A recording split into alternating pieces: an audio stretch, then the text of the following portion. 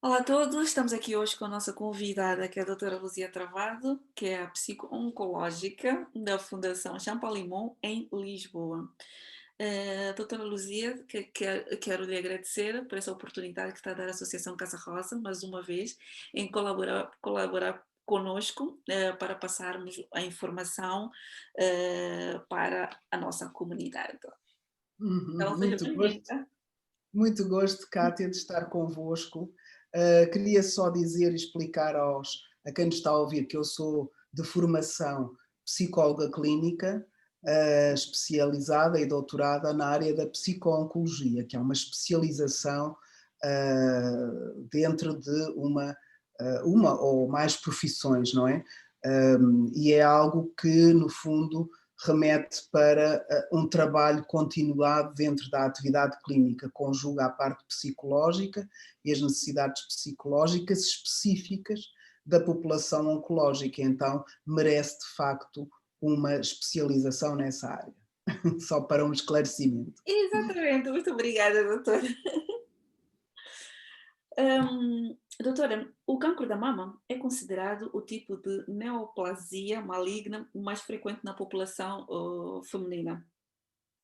Em nossa sociedade, o cancro da mama adquiriu significados relacionados à culpa, punição,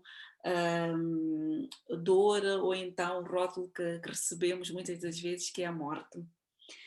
Isso acredito que tenha agravado muito para o sofrimento, neste caso, da paciente e até do familiar que acompanha a mesma paciente. Quais são os sinais que um paciente oncológico apresenta que chamem a atenção que este paciente, neste momento, precisa de uma ajuda psicológica? Obrigada, Cátia, pela sua questão. De facto, esse conjunto de emoções que a Cátia descreveu, passa por todas as mulheres, porque tem a ver com o choque emocional do diagnóstico de cancro, não é? O cancro tem muito má reputação, tem uma história na nossa memória de situações tristes. Felizmente, a realidade hoje em dia é bem mais otimista do que a nossa ideia que temos acerca do cancro. De modo que é importante criarmos na população de mulheres atual uma ideia de que o cancro é tratável, o cancro da mama é tratável e até curável, para que elas possam ir criando uma outra ideia de possibilidade de resolver um problema com que se depararam, que foi a doença oncológica.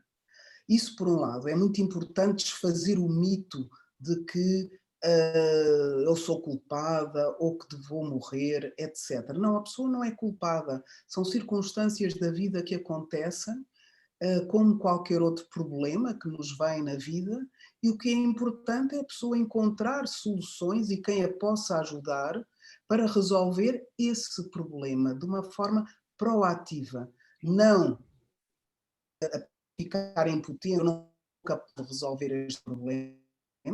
Realmente nós, por nós próprios, não somos capazes de resolver a doença oncológica, mas as equipas especializadas nos hospitais estão preparadas para tratar e assistir e curar a doença oncológica quando ela é detectada cedo. Por isso é que é importante que as pessoas façam o exame à mama e estejam atentas aos sinais para que, se descobrirem precocemente, a possibilidade de cura está aí. Já não é mais como as nossas avós ou as nossas mães, ou antigamente, que não havia essa possibilidade. Não, hoje em dia há de facto essa possibilidade e é importante que as mulheres procurem as soluções para o seu problema, porque há soluções. Mas, como falávamos do impacto emocional, o impacto emocional na mulher que é diagnosticada com câncer da mama é muito grande, por causa desse estigma, da ideia do passado Uhum. e que influencia todo um presente, não é? E então é preciso ajudar essas mulheres a equacionarem que há soluções e que podem resolver o seu problema. Muitas mulheres conseguem adaptar-se à sua doença e aos tratamentos a nível emocional, mas há algumas que entram em grande sofrimento. Uhum. Nós definimos uma palavra a nível internacional para exprimir o sofrimento psicológico das mulheres com câncer da mama ou com cancro, que é o distress, que foi traduzido por sofrimento psicológico.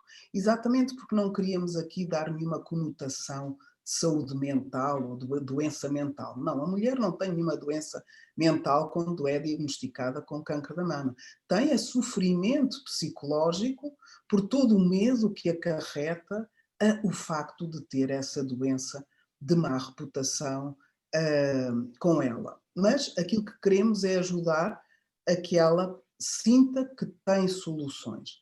Os sinais, como a Cátia estava a perguntar, são muitas vezes a falta de apetite, o não querer, o desistir, dizer não vale a pena, não quero fazer nada, o não conseguir dormir, uma certa agitação, o andar muito nervosa, o andar desmemoriada, por exemplo, quer dizer que a pessoa entrou num estado ali semi-depressivo, semi-ansioso, em que não está a conseguir lidar de uma forma adaptativa com a sua situação.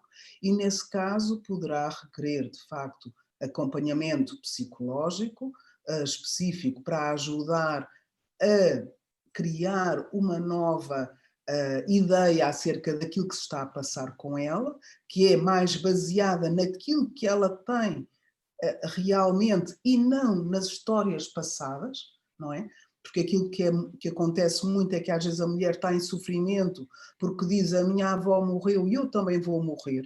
Sim. E então o psicólogo tem que ajudar a dizer não, o facto da sua avó ter morrido, isso foi há vários anos atrás, a sua situação agora é outra, as suas circunstâncias são outras e os tratamentos existem. E, portanto, a sua oportunidade de se tratar e de se curar existe, é real. E, portanto, temos que ajudar essa mulher a encarar e a acreditar nessa possibilidade e a fazer alguma coisa para se tratar. Esse é um dos principais objetivos do apoio psicológico, ajudar a mulher a acreditar para que ela se envolva e que cumpra o tratamento.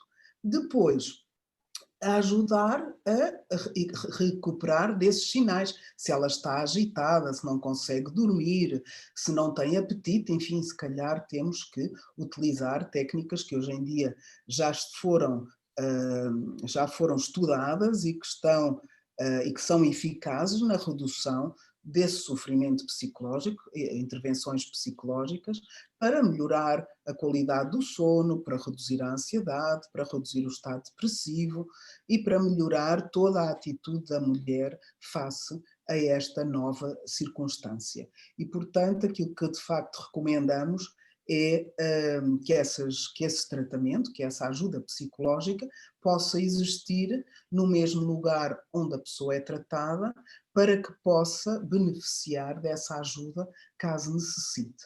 Por isso é que a Sociedade Internacional de Psico-Oncologia, da qual eu já fui presidente, sou neste momento presidente emérita, Sim.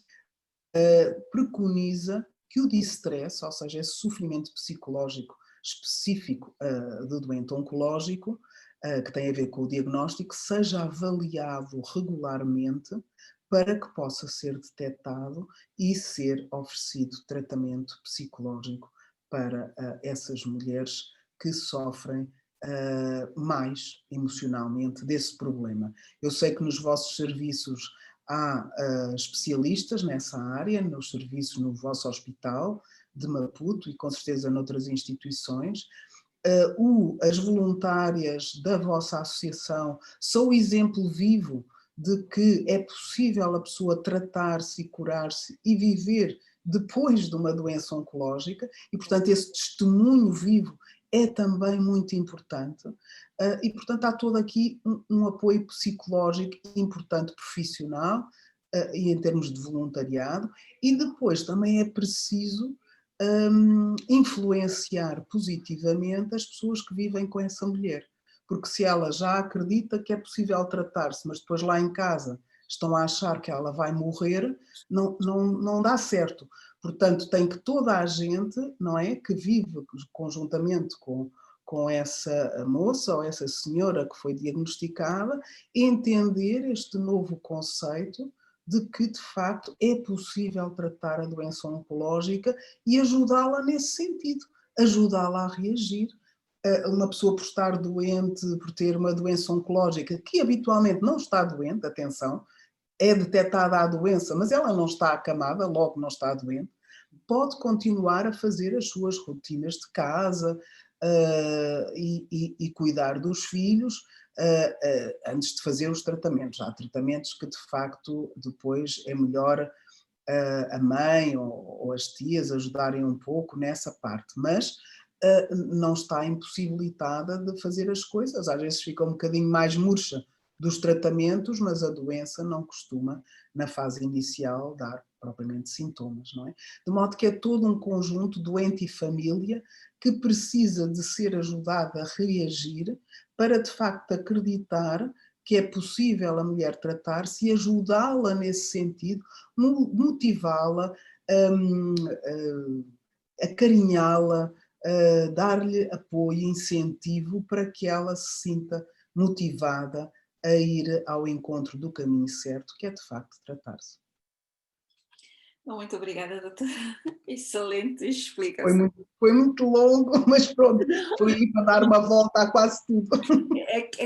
Assim, acho que foi muito clara, não é? Então, Uhum, como eu costumo dizer, do tipo, por exemplo, agora recebo muito pedido de ajuda de diversas preocupações dos pacientes. Ainda ontem estava a comentar com uma das meninas da Casa Rosa que era para dar atenção a uma senhora, porque as pacientes estão muito impacientes. Então, tem uma fase que elas ligam ou escrevem a pedir ajuda de algo. Eu, quando é uma coisa que tem a ver com aquilo que eu vivi, passar a minha experiência, é na hora. Mas tem certas uhum. situações e eu não consigo dar uma resposta na hora, porque não quero ir procurar a resposta na internet ou por aí.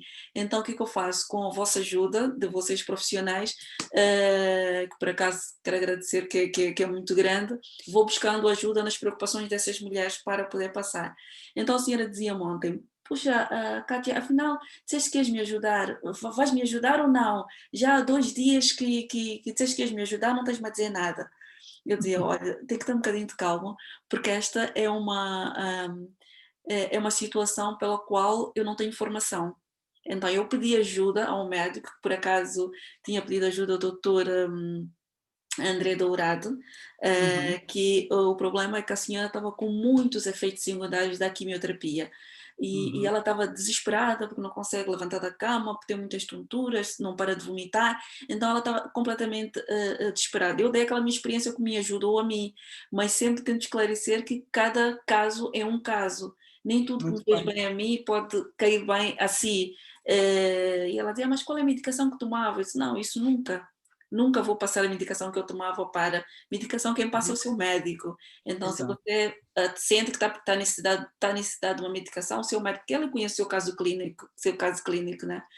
E depois, pronto, lá o doutor André mandou-me tudo muito direitinho, tudo organizado, e dizia, olha, Cátia, peça a paciente para seguir a risca. Mandou lá o menu que comer ao pequeno almoço, está tudo muito, muito bom. E eu É, partilhei com a senhora. E a senhora depois ligou, hoje consegui sair da cama. Quero-te agradecer, minha filha, muito, muito, muito obrigada. E desculpe lá uhum. ser tão mal criada consigo, né, porque e eu também até acabo entendendo essa impaciência que elas têm, porque é tão mal-estar que a gente o que quer é estar bem. Claro, Então, é se vamos verdade. pedir ajuda a alguém, queremos uma resposta rápida. E depois, mas a questão estava a contar porquê? Porque, por a doutora ter dito que foi longa, porque muitas também dizem, reclamam, né, que quando vão à consulta, depois o médico nunca tem tempo para nos ouvir, está sempre a nos despachar e etc. E eu falei, e depois a gente volta para casa com muitas dúvidas. Eu disse, nem só, é que nós também, quando vamos à consulta, nós vamos com muitas dúvidas, mas chegando à consulta, há muita coisa que nós nos esquecemos de perguntar aos médicos, e acabamos voltando para casa, tanto nós ou o familiar que vai connosco, sempre com uma dúvida. Então, ter aqui a doutora explicar isso tudo muito detalhado, para mim está a ser perfeito, para ver se conseguimos esclarecer e Ótimo, passar a ótimo. informação como deve ser. Deixe-me só, antes da Cátia me fazer a próxima pergunta, Sim, queria só aí referir esse aspecto que é muito importante que a Cátia estava a referir. Os tratamentos provocam sim sintomas muito desagradáveis e é preciso nós reforçarmos sempre que esses sintomas são dos tratamentos e que são transitórios, mas não são sintomas de doença. Os sintomas da doença não existem, porque é apenas o nódulo e assim, mas isso são sintomas transitórios, são queixas transitórias, que são só do tratamento e que só significa que o tratamento está a agir, está a dar uma tarefa, digamos,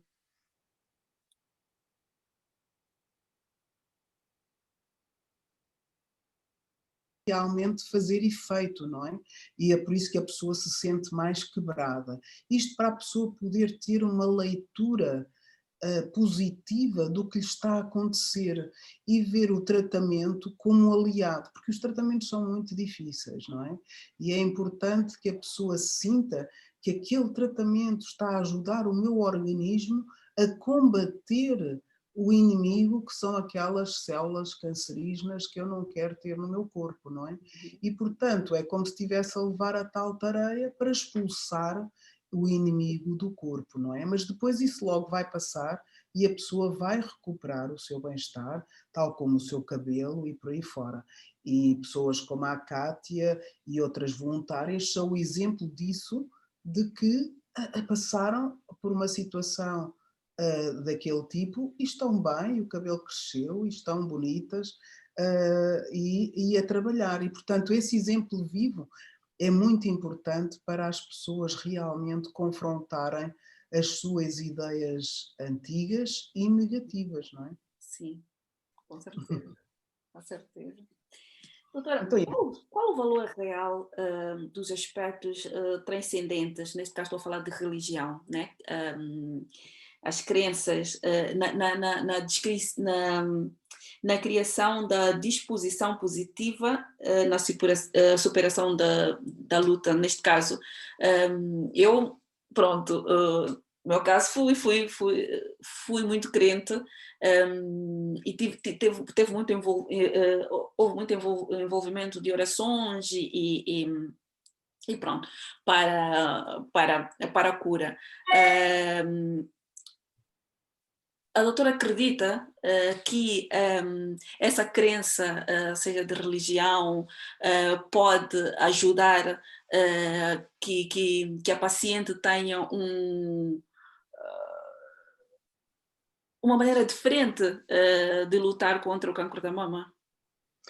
olha, Cátia, eu não só acredito, como os estudos científicos comprovam que assim é. Ou seja, as mulheres que são religiosas, e eu fiz um estudo com pacientes portuguesas, espanhóis e italianas, porque estávamos um grupo de colegas a trabalhar para investigar várias questões, e uma delas era, sem dúvida, qual o efeito da religiosidade. E ficamos que as mulheres que têm um índice de religiosidade ou de espiritualidade maior estavam mais protegidas do sofrimento psicológico, nomeadamente do estado depressivo. De modo que isso que a Cátia refere, sem dúvida acontece. E vejamos, a oração é algo que ajuda a uma certa pacificação.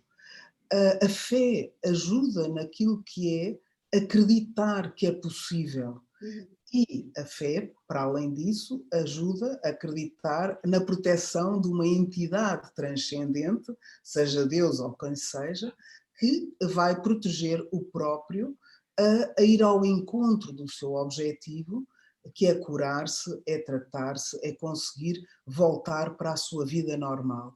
E, portanto, esta crença de que é possível é aquilo que nos ajuda na vida, não é? O Uhum. nós acreditarmos em algo é aquilo que nos dá força para ir em frente e para enfrentarmos as vicissitudes.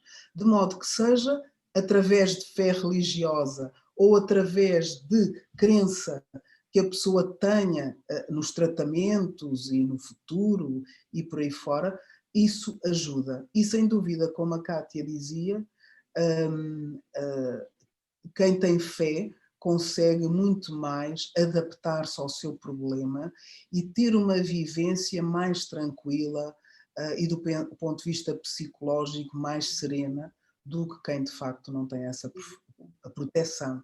De modo que quando eu pergunto sempre às minhas doentes se têm ou não fé, porque já sei que aquelas que têm estão mais protegidas do que as que não têm. Portanto, eu conto com as que têm fé que já terem ali uma proteção adicional e digo para elas rezarem e utilizarem essas suas práticas em seu benefício. As que não têm que lhe ensinar outras técnicas, nomeadamente de relaxamento, de meditação e, enfim, intervenções de tipo cognitivo ou comportamental para as levar a acreditar, para saírem de um certo estado depressivo e acreditarem que é possível realmente saírem da situação em que se encontra e melhorarem, não é? Portanto, a religião, a religiosidade é sem dúvida algo de muito positivo, Kátia. Muito bem.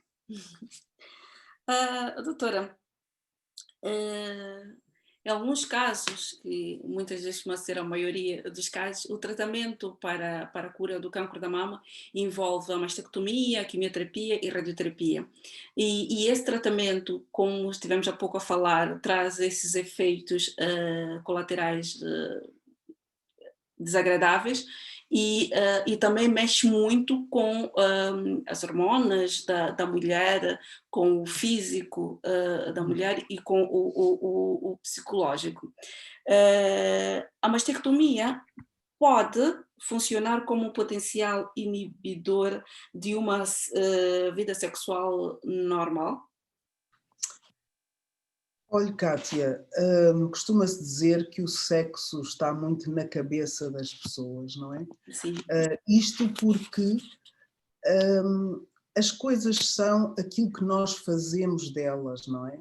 Se eu tiver feito uma mastectomia ou uma tumorectomia e olhar para mim e não gostar de mim, eu estou a impedir-me a mim própria de ser mulher, de ter prazer no meu próprio corpo, na minha vida, estou a cortar a minha alegria, não é? E, portanto, eu já estou a condicionar o meu futuro, não é? Uhum. E estou a fazer com que os outros me vejam daquela forma que eu me estou a ver, não é? Se eu não estou a gostar de mim, é difícil que os outros possam gostar, não é? E então, claro que isso tem logo um impacto, não só na minha autoimagem, na minha autoestima, mas também na forma como o meu companheiro me vai ver. Muitas vezes são as mulheres que têm esse problema e os companheiros continuam a dizer: mas não, tu continuas bonita, não é o teu peito que é importante para mim, és tu. Eu continuo a gostar de ti, a achar-te super sensual, super sexy. Só que a mulher se criou uma ideia negativa acerca dela própria e isso não é desconstruído pela psicóloga e por quem está com ela, isso vai afetar toda a vida dela, não é? Portanto, aí temos um importante trabalho a ajudá-la a ver que a pessoa, mesmo não sendo exatamente igual àquilo que era, pode continuar a ser sensual, sexy, bonita, etc., não é? E hoje em dia há tantas formas da pessoa ser sensual e sexy, e há ajudas também da cirurgia plástica, mas tanta forma da pessoa ser sensual que de facto não é só pelo facto de ter o peito exatamente igual àquilo que tinha que limita essa sua sensualidade. Portanto, aquilo que nós temos que ajudar as mulheres que estão em sofrimento por causa da mudança que sofreram, é ajudá-las a perceber que nós não somos ou bonitas ou feias, ou sexys ou não sexys. Existe uma dicotomia na vida real. Uhum. Podemos não ser exatamente igual ao que éramos, mas continuamos com as nossas características e com as nossas qualidades que temos que fazer sobressair. Quando às vezes uma área nossa está um pouco mais diminuída, temos que fazer sobressair as outras. Quando uma mulher tem na parte do peito mais algum problema, pode fazer as outras suas áreas de sensualidade e femininas sobressaírem. E, portanto, e às vezes precisam de outras mulheres, não só de acompanhamento psicológico, nesse caso seria recomendável, mas também de outras mulheres que a ajudem a embelezar, a recuperar algumas facetas e a ver outros ângulos que eventualmente aquela mulher possa não estar exatamente a ver. Aí as amigas são muito úteis para exatamente recriar outros aspectos da sua amiga enfim, que sofreu a doença, para que ela possa encarar novas formas de se olhar a si própria. Muitas vezes não é só o peito, é também o cabelo, como a Kátia sabe, Sim. é um problema grande. Uhum. A perda do cabelo a queda do cabelo com a quimioterapia, que embora sendo transitória, afeta muitas mulheres e numa primeira fase a mulher tem o cabelo curto, não é? E pode não gostar de se ver com o cabelo curto.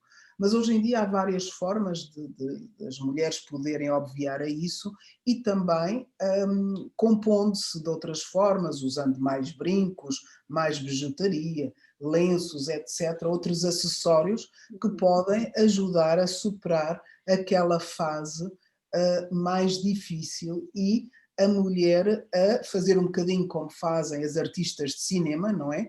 Que ora estão com o cabelo mais curto, ou que estão com mais comprido, ora estão com mais vegetaria ou menos coisas. Às vezes nós também temos que brincar um bocadinho com o nosso próprio personagem, e a Kátia faz muito isso e eu acho muito graça, de ora estar super morena, ora estar loura, como está agora, o cabelo mais curto ou mais comprido.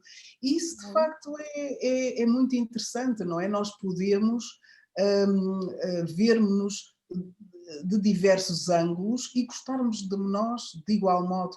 Nós somos sempre a mesma pessoa na nossa essência, não é? O nosso aspecto é que pode ir mudando, mas somos sempre nós próprias e não devemos diminuir-nos por causa daquilo que às vezes a nossa máscara possa ser, às vezes, não tanto como gostamos, não é? Uhum. Agora que a doutora falou de máscara, eu lembrei-me de uma citação. Eu estava a conversar com uma amiga, também que passou também pelo câncer da mama, e que ela diz que uma das alterações que ela teve com o processo do diagnóstico, o tratamento, e que não consegue ultrapassar é está com aquela sensação que ela sente isso, tem recebido algumas críticas e que ela sente que é uma realidade, que é, porque ela diz assim, opa, leio tanta gente a dizer, e depois do cancro tornei-me mais amável, é tudo bom, mas para mim, e eu sinto que estou mais fria, fiquei mais fria.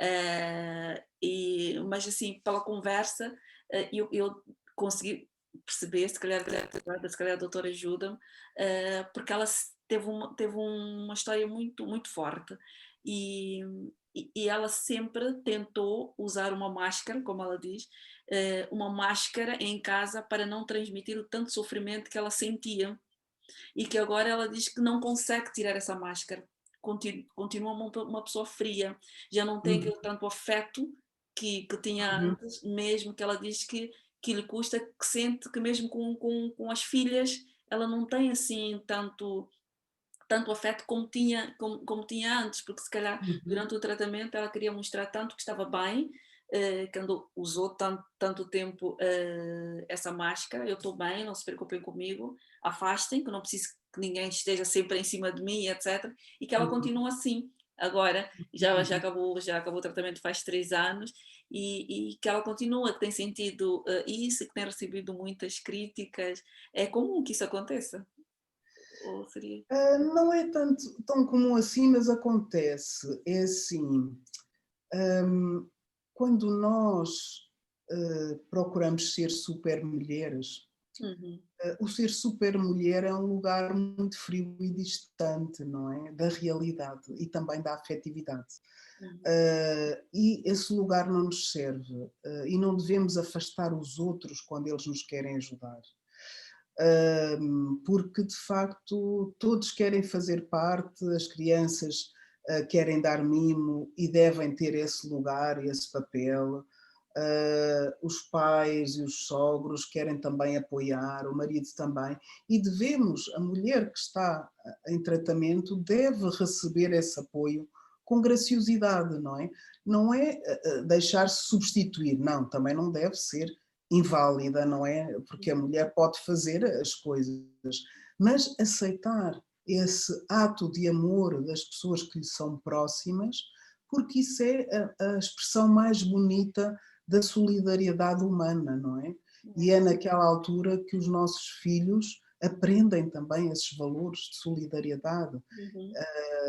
E eu costumo dizer, não digam que não precisam, porque senão mais tarde, quando as crianças crescerem, eles vão se esquecer de vir ajudar porque nós dissemos sempre que não precisávamos, não é? Pois, E pois. depois às vezes quando mais precisamos não temos, não é?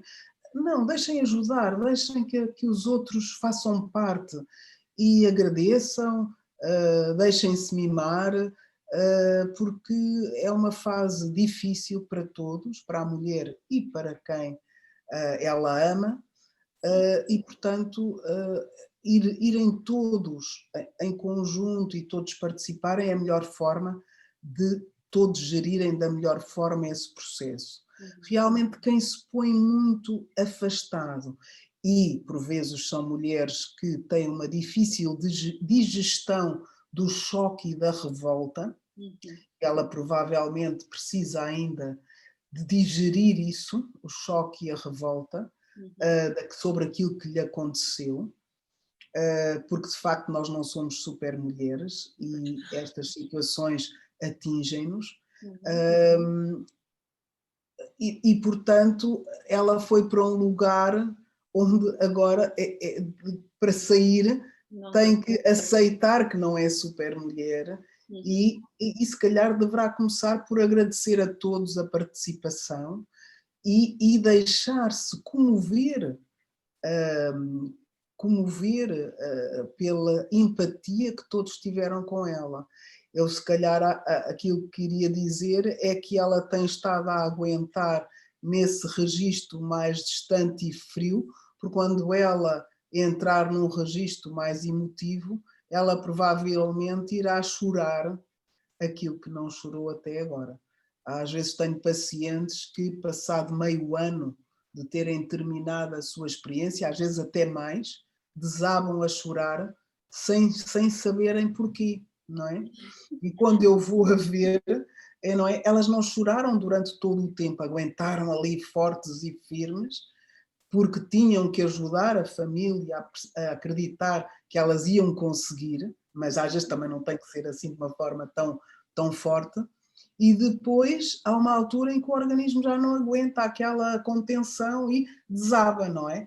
E eu, então, aquilo que costumo dizer é: deixe chorar. O organismo foi um sofrimento que você passou e que precisa de respeitar e de, enfim, se abraçar e dizer, pois foi difícil, foi muito complicado, eu sofri e aguentei, ok, então também tenho compaixão por mim própria agora, e agora é o meu momento de, ok, pronto, agora que já tudo passou e que está tudo bem, felizmente, agora é o meu momento de desabar um bocadinho e, olha, então é chorar mesmo, e depois recuperar e dizer, pronto, mas agora já passou, agora já posso ir à minha vida, mas tenho que cuidar de mim e daqueles que me são importantes e dar valor, de facto, à vida, porque a vida é preciosa e a saúde também, não É verdade, é verdade. Por acaso eu ia perguntar agora mesmo à doutora, mas a doutora já respondeu se era possível, porque aconteceu comigo, entrar em depressão ou pré-depressão depois do tratamento. é. É Nós interessante. chamamos a ressaca psicológica, Uhum, porque eu costumo dizer que a pessoa, quando faz esse conjunto de tratamentos que a Kátia descreveu e que são os típicos para o tratamento do cancro da mama, isso é uma etapa muito longa, é uma maratona enorme, não é? uhum, E eu costumo dizer que a pessoa, quando chega ao fim da maratona, está exausta física e psicologicamente. uhum, E, em alguma altura, ela vai ter esse fenómeno de ressaca, não é? Essa expressão desse cansaço uhum, vai aparecer, não é? Para umas mulheres é mais cedo, é logo a seguir, para outras é mais tarde. E costumo dizer isso também para elas prepararem as pessoas lá em casa, porque as pessoas às vezes lá em casa pensam, ai, agora ela acabou os tratamentos, vais dar pulos de contente e vai estar ótima. Não, a pessoa quando acaba os tratamentos está esgotadíssima. É tal maratona, acabou de correr a maratona e está, atira-se para o chão, não é? Porque é, acabou finalmente aquela canseira toda, não é?